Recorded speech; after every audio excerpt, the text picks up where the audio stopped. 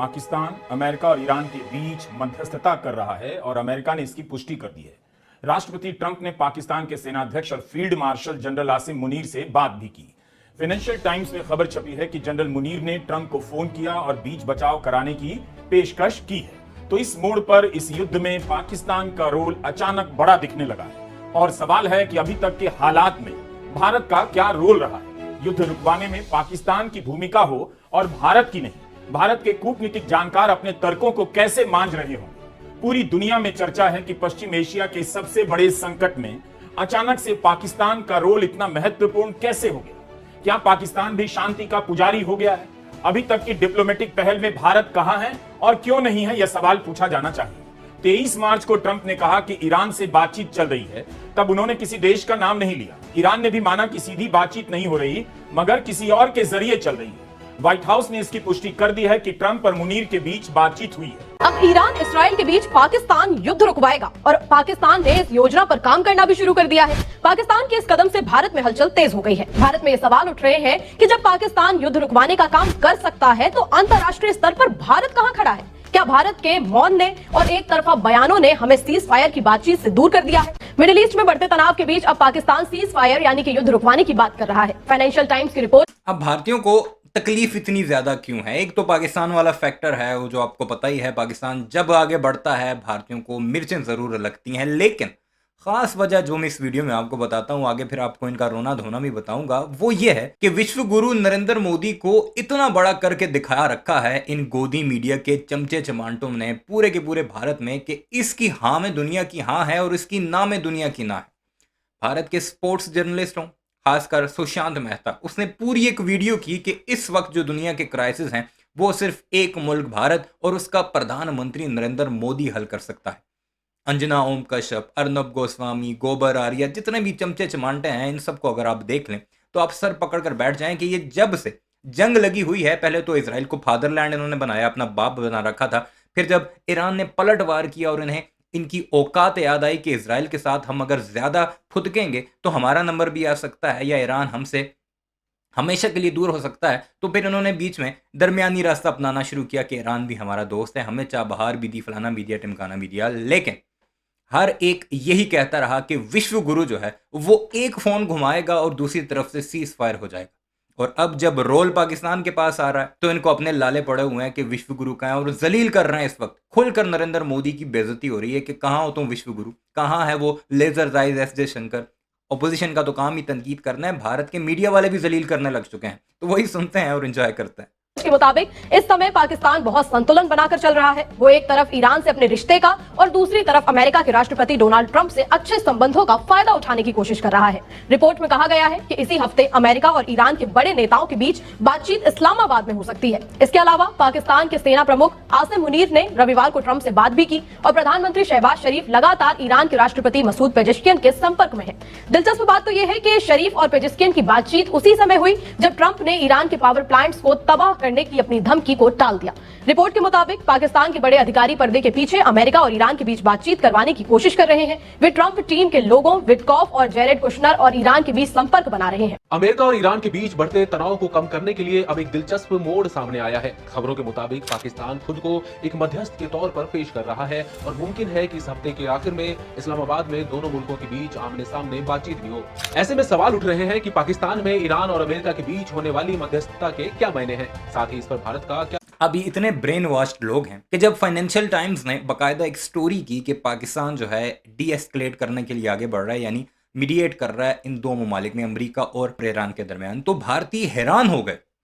पाकिस्तान, बड़े बड़े इनके सहाफ़ी लिखते हैं क्या पाकिस्तान ये करेगा, पाकिस्तान ये कर सकता है, पाकिस्तान में इतनी कैपेसिटी कहाँ है। यानी इतना ज़्यादा इनके दिमागों में गंद फैलाया गया है। खुद इनके अपने मीडिया, खासकर बॉलीवुड, ये अपनी मूवीज़ बनाते हैं, उसमें पाकिस्तान को वही अदाब जनाब और गले में तावीज़ और वो जाली वाली टोपी और सुरमा लगाकर बताते हैं कि पाकिस्तान तो जी बहुत पीछे है। फिर जब इनके लोग पाकिस्तान आते हैं तो पाकिस्तान को देखते हैं तो हैरान रह जाते हैं कि ये तो बहुत ज़्यादा डेवलप है जैसा हमें बताया गया था।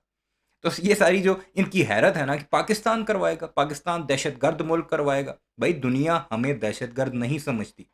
ऑपरेशन सिंदूर में तुम्हें जो चपेड़ें पड़ी थी तब भी तुम्हें समझ नहीं आई। अमेरिकी राष्ट्रपति ट्रंप ने कल ही ईरान युद्ध में हाफ सीज फायर का प्रस्ताव दिया था, लेकिन ये सिर्फ 48 घंटे में टूट गया। एक्सपर्ट इसे ट्रंप और नेतन्याहू का डबल गेम बता रहे हैं। अब इसे पाकिस्तान में पीस टॉक के तहत सुलझाने की बात चल रही है। इजरायली रिपोर्टर बराक रेविड ने सोशल मीडिया पर एक इजरायली अधिकारी के हवाले से दावा किया है कि इस मीटिंग में अमेरिकी डेलीगेशन की कमान उपराष्ट्रपति जेडी वेंस संभाल सकते हैं। उनके साथ शांति मिशनों के लिए खास दूत स्टीव विटकॉफ और जेरेड कुशनर भी शामिल हो सकते हैं, जो डोनाल्ड ट्रंप के बेहद करीबी हैं। विटकॉफ ट्रंप के खास दोस्त हैं और कुशनर उनके दामाद हैं। वहीं ईरान की तरफ से संसद के speaker Mohammad Bagher Ghalibaf delegation की अगुवाई कर सकते हैं। इस पूरे मामले में पाकिस्तान के प्रधानमंत्री शहबाज शरीफ का बयान भी काफी अहम है। उन्होंने हाल ही में ईरान के राष्ट्रपति मसूद पेजिशकियान से बात की और इलाके में अमन कायम करने में मदद का भरोसा दिया। पश्चिम एशिया में बढ़ते तनाव के बीच अब एक नया कूटनीतिक समीकरण उभरता नजर आ रहा है, जहां अमेरिका और ईरान के बीच टकराव की स्थिति में पाकिस्तान एक अहम मध्यस्थ यानी कि ब्रिज की भूमिका निभाता दिखाई दे रहा है। यह सिर्फ एक साधारण कूटनीतिक पहल नहीं बल्कि बदलती वैश्विक राजनीति का संकेत भी माना जा रहा है, जहां क्षेत्रीय देश भी बड़े फैसलों में अपनी सक्रिय भागीदारी दर्ज करा रहे हैं। सवाल यह है कि क्या यह सिर्फ कूटनीतिक पहल है या फिर वैश्विक राजनीति में बदलती ताकतों का संकेत। दरअसल पाकिस्तान के प्रधानमंत्री शहबाज शरीफ ने ईरान के राष्ट्रपति डॉक्टर मसूद पेजिशकियान से फोन पर बातचीत की। इस दौरान उन्होंने पश्चिम एशिया के हालात को लेकर गहरी चिंता जताई है और कहा है कि खाड़ी क्षेत्र में बढ़ती शत्रुता बेहद खतरनाक है। उन्होंने इस बात पर भी जोर दिया है कि मौजूदा हालात में सभी पड़ोसी देशों को मिलकर तनाव कम करने, मतभेद सुलझाने और संवाद व कूटनीति के रास्ते पर आगे बढ़ने की जरूरत है। साथ ही उन्होंने मुस्लिम दुनिया यानी उम्मा की एकता को इस समय की सबसे बड़ी जरूरत बताया है। पाकिस्तान ने न सिर्फ ईरान के प्रति एकजुटता दिखाई बल्कि ये भी स्पष्ट कर दिया है कि वो क्षेत्र में शांति स्थापित करने के लिए एक रचनात्मक भूमिका निभाने को तैयार है। इसी कड़ी में पाकिस्तान के उप प्रधानमंत्री और विदेश मंत्री शाह डार ने ईरान के विदेश मंत्री अब्बास अरागची से बातचीत की। दोनों नेताओं ने हाल के क्षेत्रीय घटनाक्रमों पर चर्चा की और इस बात पर सहमति जताई कि शांति, सुरक्षा और स्थिरता के लिए संवाद और कूटनीति ही सबसे प्रभावी रास्ता है। क्या इस्लामाबाद में आगे की कोई बैठक हो सकती है? इसे लेकर भारत की समाचार एजेंसी ANI ने ट्रंप की प्रेस सचिव कैरोलाइन लेविट से सवाल पूछा तो उन्होंने जवाब देने से मना कर दिया और कहा अटकलें मत लगाइए। ANI के सवाल से पहले रॉयटर्स ने सूत्रों के हवाले से रिपोर्ट कर दिया कि इसी हफ्ते इस्लामाबाद में युद्ध खत्म करने को लेकर बातचीत हो सकती है। इस बातचीत में अमेरिका के उपराष्ट्रपति जेडी वांस, मिडिल ईस्ट के राजदूत स्टीव विटकॉफ और ट्रंप के दामाद जैरेड कुशनर शामिल हो सकते हैं। रिपोर्ट में यह भी लिखा है कि इस बैठक में ईरान के अधिकारी अमेरिका के अधिकारियों से मिल सकते हैं। समाचार एजेंसी ANI ने इसी रिपोर्ट के आधार पर यह सवाल पूछा होगा कि क्या इस्लामाबाद में कोई बैठक प्रस्तावित है। प्रेस सचिव ने जवाब तो नहीं दिया, मगर ऐसी किसी बैठक से सीधे इनकार भी नहीं किया। उन्होंने इतना ही कहा कि इस समय सभी संवेदनशील मामलों को प्रेस के सामने नहीं लाया जा सकता। हालात बदल रहे हैं और किसी मीटिंग को लेकर किसी प्रकार की अटकलों को तब तक फाइनल नहीं माना जाना चाहिए जब तक व्हाइट हाउस इनकी घोषणा नहीं करता है। 23 मार्च को ट्रंप के बयान के बाद ही अमेरिका की एक वेबसाइट एक्सियोस ने रिपोर्ट कर दिया कि इस बातचीत में इजिप्ट, तुर्की और पाकिस्तान की भूमिका हो सकती है। वो रिपोर्ट सूत्रों के हवाले से थी, लेकिन अब स्थिति काफी साफ हो चुकी है। फाइनेंशियल टाइम्स ने भी पाकिस्तान को लेकर एक एनालिसिस किया है। लिखा है पाकिस्तान स्टेप्स अप एज गो बिटवीन इन ट्रम्प्स ईरान क्राइसिस। अखबार के दावे के अनुसार उसका यह लेख काफी पढ़ा जा रहा है। इस रिपोर्ट को 5 पत्रकारों ने मिलकर लिखा है। पाकिस्तान को यह रोल क्यों मिला होगा? नाम तो तुर्की और इजिप्ट का भी आया। इसके पीछे एक दलील यह दी जा रही है कि सऊदी अरब नहीं चाहता कि तुर्की को वह मंच मिले, इसलिए मुमकिन है वही पाकिस्तान को आगे कर रहा है। वहीं पाकिस्तान के विदेश मंत्री इसहाक डार ने पिछले हफ्ते रियाद में अरब देशों को बताया कि पाकिस्तान अमेरिका और ईरान के बीच मध्यस्थता करवा रहा है।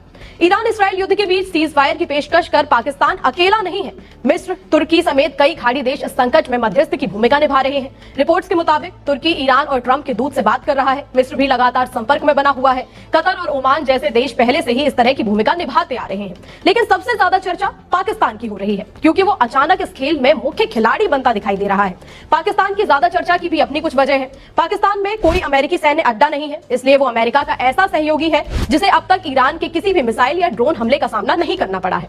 इसी कारण उसे एक निष्पक्ष मध्यस्थ के रूप में देखा जा रहा है। इसके अलावा ईरान के बाद पाकिस्तान शिया मुस्लिम आबादी वाले देशों की सूची में दूसरे नंबर पर है। साथ ही पाकिस्तान के खाड़ी देशों के साथ भी अच्छे संबंध है, जिनमें पिछले साल सऊदी अरब के साथ हुआ रक्षा समझौता भी शामिल है।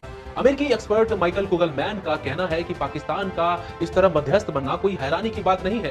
पिछले 1 साल में पाकिस्तान और ईरान के रिश्तों में काफी गर्मजोशी आई है और दोनों के बीच कई हाई लेवल मुलाकातें भी हुई हैं। इसके अलावा पाकिस्तान अमेरिका में ईरान के राजनयिक हितों का भी प्रतिनिधित्व करता है, जो उसे एक अहम कड़ी बनाता है।